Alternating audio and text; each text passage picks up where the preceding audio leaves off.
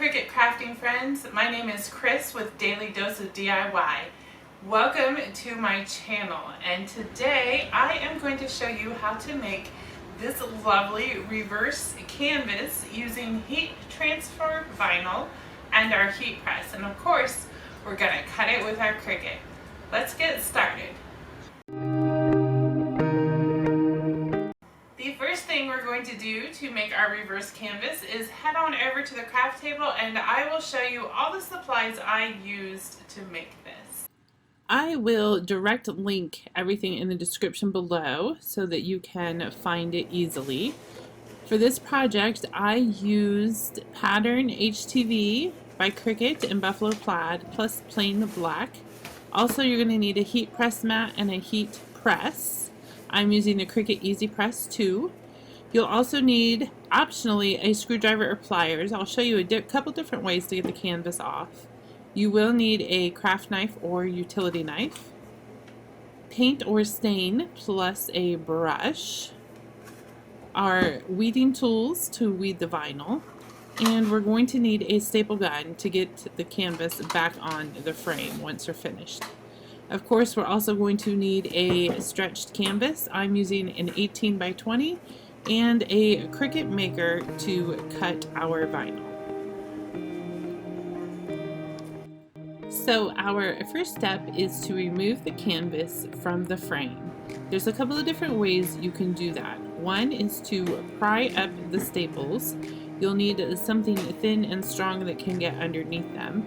I attempted to use my weeding tool to pop under there, and it did work to pull it up. It wouldn't get it all the way out though, so then I went to my screwdriver to also help pry it out. To do this method, you'll also need pliers to pull the staples out, and I didn't bring my pliers with me, so I am just going to cut the canvas off, which turns out is pretty easy and much faster than pulling all those staples out. So you just want to use firm pressure with your utility or your craft knife and cut down along the outside of the staples.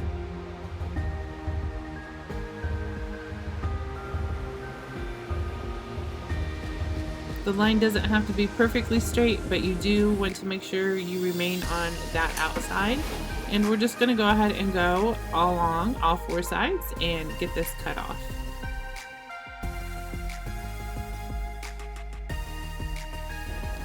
The corners on these canvases are folded over, so when you get to the corners, you might have to do a little unfolding and some extra cutting just to get them to unfold all of the way and come apart.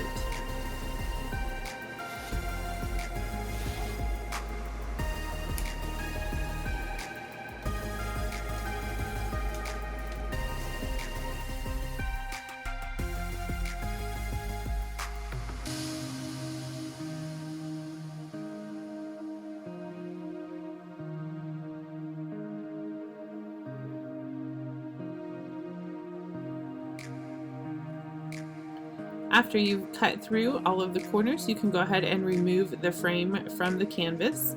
We are going to just set the canvas aside right now and go ahead and paint the frame so that it can be drying while we cut our vinyl. Next up, we want to paint or stain our frame. I have a slightly wet brush here. I am using Paint's Secrets called Vintage Secret, and this is a light coverage paint, or if you use it with a wet brush like I am, it goes on more like a stain, but it doesn't have all the stinky smelly fumes and it dries super fast. So as you can see, Vintage Secret is like a black stain, and I'm just going to go around my whole frame, both sides, the outside, the inside, and the front of the frame, and get it covered in this paint. Once you are finished painting, we can go ahead and set this frame aside, and we are going to cut the heat transfer vinyl next. First, you can grab this free hot cocoa SVG file so you can make your very own. To do that, head on over to dailydoseofdiy.com/hot-cocoa and you will land on this page. Click Get Your Free Hot Cocoa SVGs and then simply fill in your first name and your email address. Click Send Free Hot Cocoa SVGs and it will arrive in your inbox within a few moments. If you need help downloading and uploading SVGs, head to dailydoseofdiy.com and search for Upload for the full instructions. I've already got mine uploaded into Design Space, so now I'm just going to insert it into the canvas. Once we're here, the first thing I'm going to do is go to the top of the Layers menu and hit the Ungroup button so that I can separate the hot cocoa from the warm up here and change the size. I want my hot cocoa to be 16 inches long, so I'm just going up here to the top of Cricut Design Space and I'm going to change the width to 16 inches. I'm also going to head over here and change the color from black to red because we're going to be cutting that out of buffalo plaid. For the warm up here, I'm going to do the same thing to the size, go up and change the width to 16 so that it matches the same width of our hot cocoa. Once that is done, everything is good to go and we can go to the top and click the Make It button. Oh, no, we can't. Let's back up. You see how that everything's jumbled on that mat? We forgot to attach. So click the hot cocoa button and then go to the bottom of the Layers menu and click Attach, and then go back and click Warm Up here and do the same thing. Click Attach. That will keep everything together exactly like you see it there. So now when we hit the Make It button, our design's going to cut just like we want it. It's giving us the warning we need the large cut mat. You can just click OK.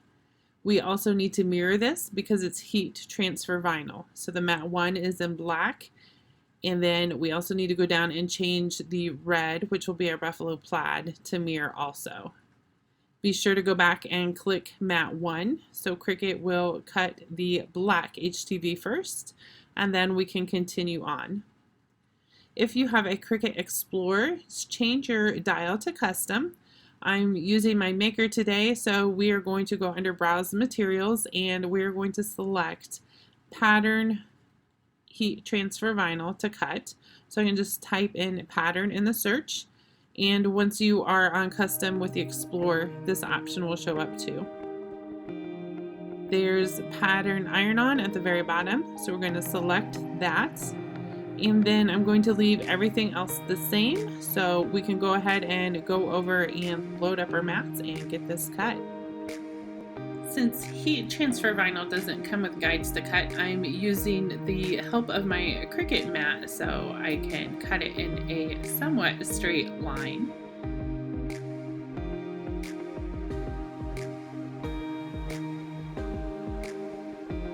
And then to get it on there right, I always poke at my vinyl because it's hard to tell which side is the carrier sheet side, and I just want to make sure I'm getting that vinyl side up. So if you poke and you get vinyl, that side goes up. If you can't poke through, you're on the carrier sheet side, so you know to turn it over. I'm smoothing it down on my mat and we're going to get it ready to cut. The top of my cut mat isn't very sticky, so if you have that problem too, just grab a piece of painter's tape and tape it down.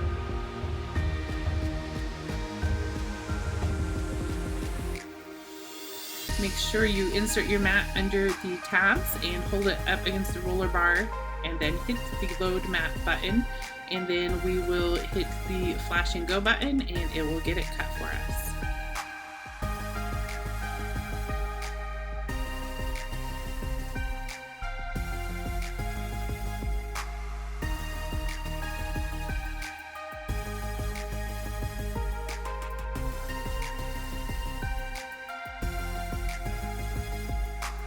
When you load the buffalo plaid vinyl, I'm using Cricut brand, so the pattern is going to go down. If you're using a different brand like Caesar, you might need the pattern up, so make sure you check if you're using pattern vinyl with the instructions from the manufacturer. We're going to get this one loaded in and cut, and then we will weed them.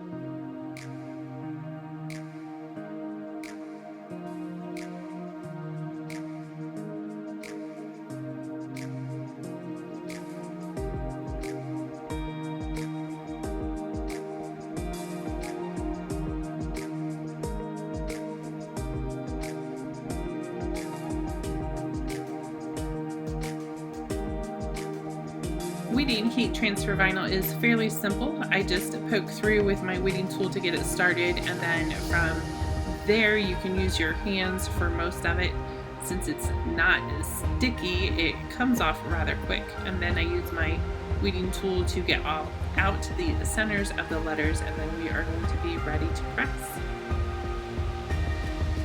I'm using my Cricut Easy Press 2 today, and to press pattern vinyl onto canvas, we need to set that temperature to 340 degrees, and then I'm going to set the time to 50 seconds. While the heat press is warming up, I'm going to go ahead and get my canvas ready. We're going to be pressing on the white side, and I want to know where the center is. So I'm just folding it in half lengthwise and then putting a crease at that center point in both the top and the bottom. We need to pre-press our canvas to heat it up, so I'm going to just mark the edges with a Cricut pen. That part will be cut off later, so we don't have to worry about it ruining our project. Then you'll want to put a piece of parchment paper or a Teflon sheet over the canvas to protect it from the heat. I know my heat press isn't all the way up to temp yet, but I think that's good enough to warm up the canvas to prepare it to press. And I'm not very patient for waiting for it to get all the way up to temp for this step. So I'm just going to move it around and get the canvas pressed. This helps bring out the moisture and it warms it up so it is ready for our vinyl.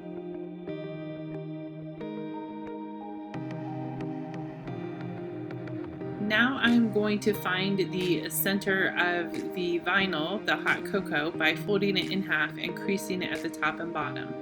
I can then line this up with the creases in the top of the canvas and the paper marks I have there. Since heat transfer vinyl is not sticky, you can take your time arranging things where you want it and make sure you get it good and centered. I want it to be on the bottom third or at least half of the canvas so that I can put some embellishments on the top. That looks like a good place for the hot cocoa, so I'm going to go ahead and press that for its 50 seconds. You'll notice I forgot to put the Teflon paper back on, or I'm using parchment paper. I highly recommend you put the paper over top to help for protection. I did not end up with a disaster and did not burn my canvas, but you want that extra added protection. After that half is pressed, I'm going to slide my heat mat over and get the second half pressed. I realized the heat press will cover the warm up here too, so I might as well just do that in one press. So I'm going to get that centered. I remember my paper this time and press both sides at one time for 50 seconds.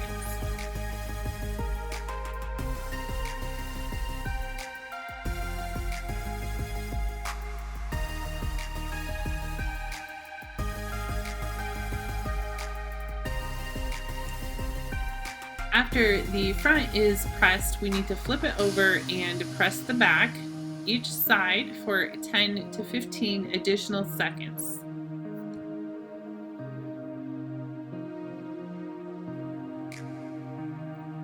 Cricut vinyl is a cool peel for the carrier sheet, so you do want to let it cool off a few seconds before you remove the carrier.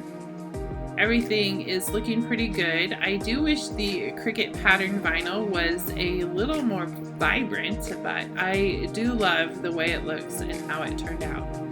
So next we are going to get ready to reattach our canvas to the frame.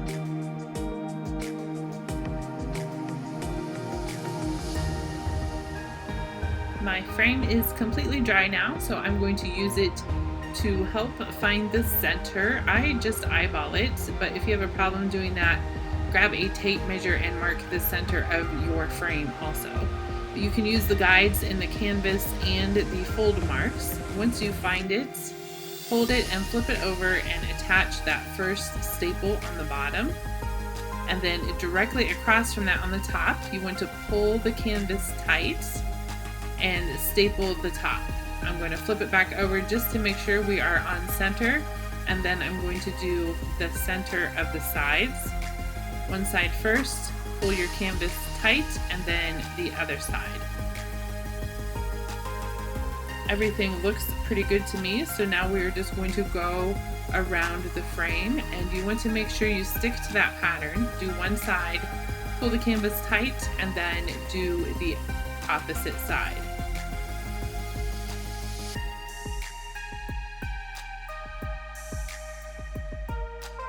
Okay, now we are going to take our craft or utility knife and trim off this extra canvas sticking over the edge.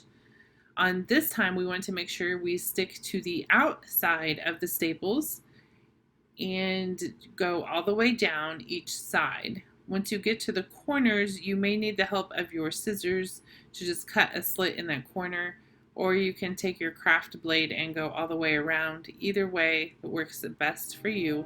Just trim off the canvas so it doesn't stick out farther than the frame.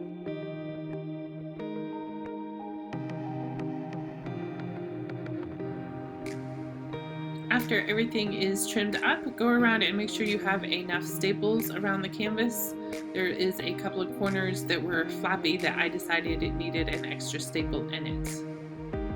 And if you want to hang your canvas after it's finished, I recommend getting these sawtooth hangers. I love them because you don't need any screws. They just hammer right in.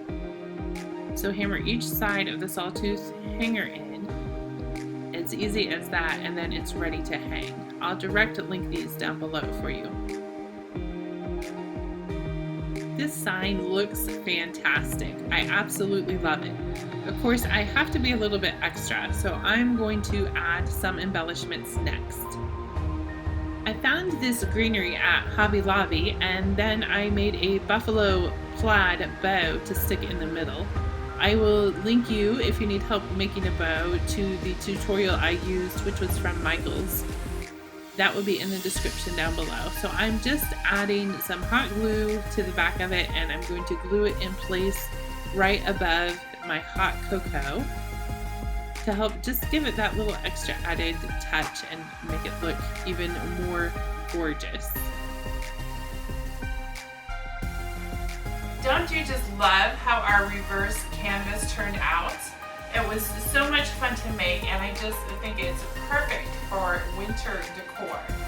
Don't forget, you can get the free SVG file at dailydoseofdiy.com/hotcocoa. And also, if you need extra help with your Cricut machine, don't hesitate to visit dailydoseofdiy.com/conquercricut. Thank you so much for crafting with me today. Be sure to subscribe for more fun Cricut crafts and tutorials.